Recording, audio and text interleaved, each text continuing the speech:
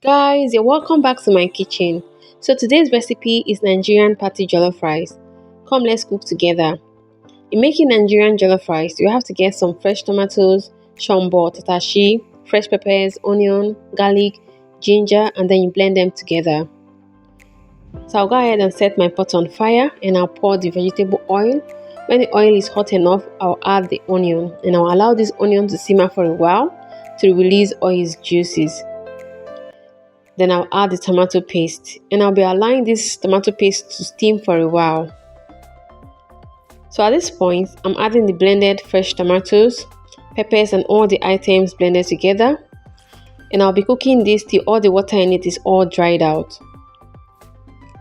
So as you can see, the water has dried out and I'll be adding the spices, the bay leaf, white pepper and the seasoning cubes.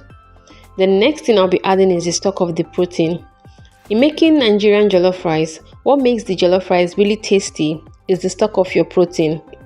And I love using beef stock for jollof rice because it gives it a very unique taste.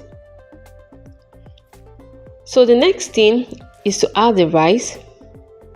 And I'll be adding the rice gradually. And at this point, I'll cover with a foil paper and I'll allow it to cook in medium heat.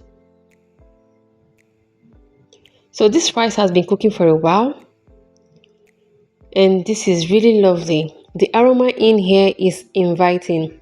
Jollof rice is always so tasty as long as you spice your protein stock very well. So finally, I'll just add a little butter to give it a shine to the final outcome. And the rice is ready.